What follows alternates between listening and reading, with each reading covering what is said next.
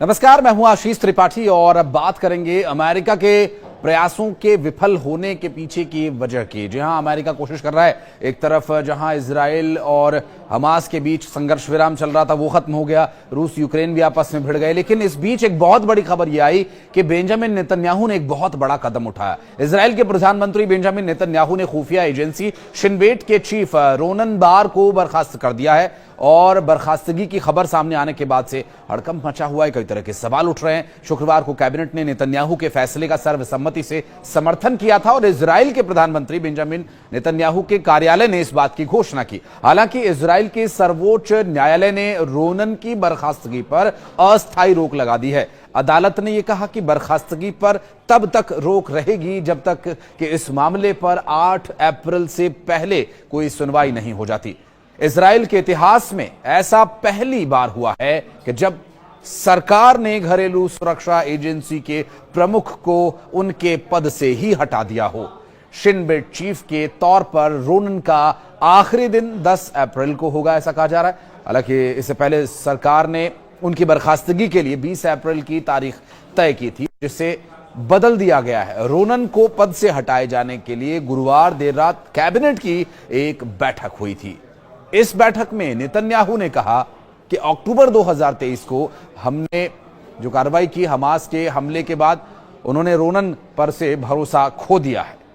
दरअसल Ronan agency को फिर से मजबूत करने के लिए सही व्यक्ति नहीं मिला। नेतन्याहू ने आरोप यह भी लगाया कि हमास के साथ बंधकों की रिहाई से जुड़ी बातचीत में रोनन का नजरिया नर्म था और वे आक्रामक नहीं थे। उन्होंने दावा यह भी किया कि जब से रोनन की जगह शिन बेट के एक दूसरे सीनियर अधिकारी को बातचीत में शामिल किया गया, तब से सूचनाओं को लीक होता पाया गया। सूचनाओं के लीक होने से भारी कमी आई है और सफल वार्ताओं के जरिए हम बंधकों को छुड़ाने में कामयाब भी हुए हैं। कैबिनेट बैठक के दौरान शिन बेट ने मंत्रियों को रोनन का एक पत्र भेजा। इसमें उन्होंने बैठक में शामिल होने से इनकार करते हुए अपनी बर्खास्तगी को खारिज किया। रोनन ने सरकार के आरोपों को बेबुनियाद बताते हुए कहा कि यह शिन बेट के कार्यों को बाधित करने का एक प्रयास है। रोनन ने पत्र में चेतावनी भी दी कि नेतन्याहू देश को अंदरूनी और बाहरी स्तर पर कमजोर कर रहे हैं।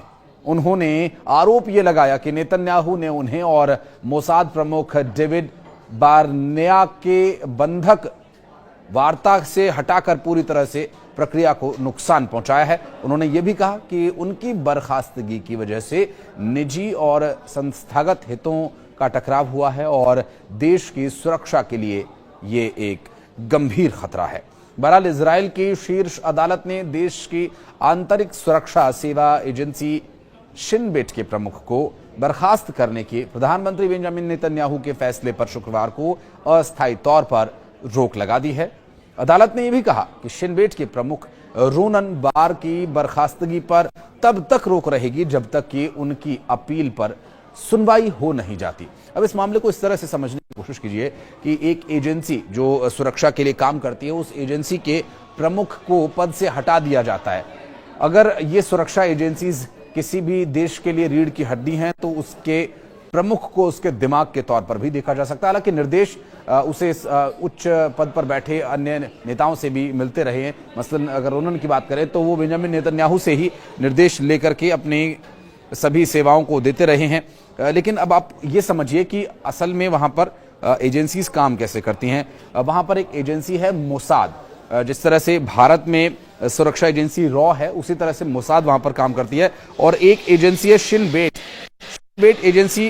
जिस तरह से भारत में इंटेलिजेंस ब्यूरो आईबी काम करती है, उस तरह से वहां शिन बेट काम करती है। और अमन, जो कि भारत की मिलिट्री इंटेलिजेंस यानी एमआई की तरह काम करती है। तो जो रोनन है वो शिन बेट एजेंसी के प्रमुख थे और अब उन्हें हटा दिया गया है। सर्वोच्च न्यायालय के फैसले को अगर गौर किया जाए तो नेतन्याहू मंत्रिमंडल के रोनन को शिन बेट के प्रमुख पद से हटाए जाने के प्रधानमंत्री के अनुरोध को मंजूरी देने के कुछ घंटों बाद यह अदालत का फैसला। अदालत ने यह भी कहा कि रोनन की बर्खास्तगी के फैसले पर 8 अप्रैल तक रोक लगाई गई है और इसकी अवधि में की अपील पर सुनवाई होगी। नेतन्याहू के कार्यालय ने यह कहा था कि रोनन की बर्खास्तगी 10 अप्रैल से प्रभावी होगी, लेकिन अगर उनकी जगह कोई नया प्रमुख उन्हें मिल जाता है तो ये पहले भी हो सकता है। इजराइल के अटॉर्नी जनरल ने फैसला सुनाया कि मंत्रिमंडल के पास रोनन को बर्खास्त करने का कोई कानूनी आधार नहीं है और हमास की ओर से इजराइल पर 7 अक्टूबर 2023 को किए गए हमलों के संबंध में शिन बेट की रिपोर्ट में सुरक्षा एजेंसी की विफलता की बात स्वीकार की गई थी। हालांकि रिपोर्ट में यह भी कहा गया था कि नेतन्याहू सरकार की नीतियों ने ऐसी परिस्थितियां पैदा कर दी थी कि जिनके कारण ये हमला हुआ है। बहरहाल इन परिस्थितियों से निकल पाना इजराइल के लिए एक बड़ा चुनौतीपूर्ण कार्य हो गया, क्योंकि आज के समय में जहां एक तरफ अमेरिका का उस पर दबाव है कि वो युद्ध विराम बनाए रखे और दूसरी तरफ अपने बंधकों की रिहाई के लिए लगातार वो प्रयास कर रहे हैं, और इस बंधकों की रिहाई के बीच इस तरह का एक बड़ा कदम कई तरह के और भी सवाल खड़े करता है। सवाल ये भी खड़े करता है कि क्या बेंजामिन नेतन्याहू का उनके अधिकारियों से सब कुछ ठीक चल रहा है या नहीं। बहरहाल इस विषय पर अगर आप कुछ राय रखना चाहते हैं तो कमेंट सेक्शन में आकर जरूर बताइएगा। और इजराइल ने इस समय जो ये कदम उठाया, इसके दूरगामी परिणाम हो सकते हैं अंतर्राष्ट्रीय स्तर पर जिस परिस्थिति से वो गुजर रहा है। धन्यवाद।